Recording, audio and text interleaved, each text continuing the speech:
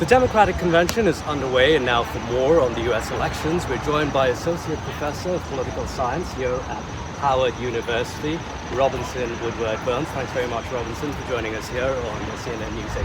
Thank you for having me. Now, Robinson, Howard University is the university from which Kamala Harris graduated in 1986 in political science and economics. It's a traditionally, historically black university. What exactly does that mean? That's a great question. So in the United States, there are about 100 historically black colleges and universities, HBCUs. About half of them are public universities administered by state governments, and then half of them are private, including Howard University, and they serve traditionally a black student body. Howard University has about a 90% black student body at the undergraduate level. Now you meet students every day, you see them on campus, you teach them. Has there been any sort of palpable change as far as the elections go when Kamala Harris got onto the ticket, the top of the Democratic ticket? That's a great question. President Biden stepped down on the 21st of July. The school year is now just starting. Yesterday was the first day of classes. We have seen some enthusiasm. Kamala Harris, obviously coming from the university, from our own political science department, brought the undergraduates, I think, some excitement around the election. Polling in general doesn't show significantly greater support for among younger voters for Kamala Harris than Biden, marginally, but not the sort of big jump that you might expect with such an unusual transfer. Why do you think so? That's a great question. There's really a high polarization in the United States. There are very few Democrats who would likely vote for the Republican Party or Republicans who would vote for the Democratic Party.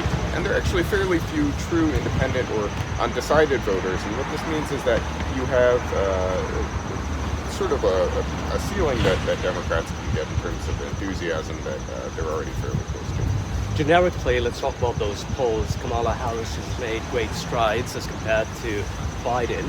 Do you expect that in the polls? Do you expect that momentum to keep up in the weeks leading up to the elections? That's a good question. So we are only about a month out from Biden stepping off the ticket, and we're only now just getting fairly high quality, large sample size polls. Right. At the national level, it suggests that Kamala Harris is up over Donald Trump by 2, 3, or 4 points, and you'll get different answers from different polls. That's roughly within the margin of error. It is it's a greater lead than Biden had, which at the national level would have been about tied. Biden underperformed a generic Democrat on the ballots. If survey respondents were asked, generally they'd prefer other Democrats to Biden. And so we're seeing Harris perform a little bit better now than Biden did now that she's at the top of the ticket. At the state level, a recent New York Times poll showed her within 2 to 3 points ahead of Donald Trump in critical swing states, Michigan, Wisconsin, Pennsylvania.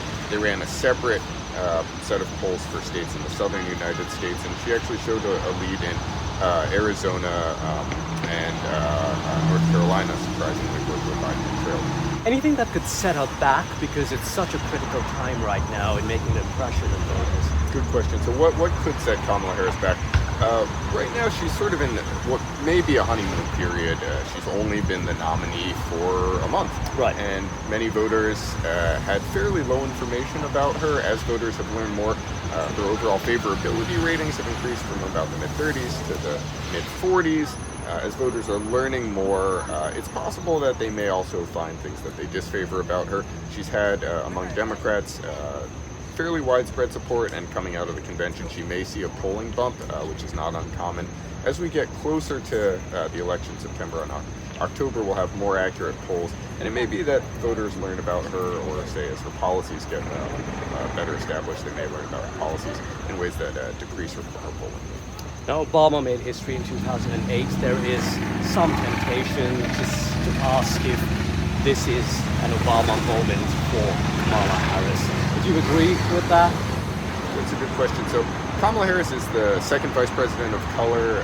She is the second woman to lead a major party ticket. She would be the first female president if elected. She hasn't framed her campaign in such direct terms the way Hillary Clinton did as the first major party female candidate. And one of the reasons is that voters some voters may have been turned off by Hillary Clinton's appeal to identity politics, especially swing states with a higher proportion of non-college educated white voters for whom that rhetoric doesn't really appeal. In order to win those voters, Kamala Harris is largely de-centered her. So the criticism about Harris is that people don't really know her. They don't know what she stands for in terms of policies as well. Do you agree with that? A good question. Survey respondents generally in July suggested that they had fairly little information about her. The proportion of survey respondents reporting that they don't have regular information about Kamala Harris has decreased as they've gotten regular exposure to her through campaign ads and free media coverage. She's done fairly little to flesh out or elaborate her policy. She released an economic policy package last week, which included, for example, a tax rebate for families having children, a home rebate credit, 25,000 for new home buyers. yes, and then consumer price good caps to prevent price gouging. So far, she has been, I think, strategically light on details. She's trying to establish her name and get her sort of brand in front of voters. And we can expect, especially as she heads into debates, greater elaboration of the platform. Thanks very much, Robinson. Woodward Burns here with Howard University. Thank you.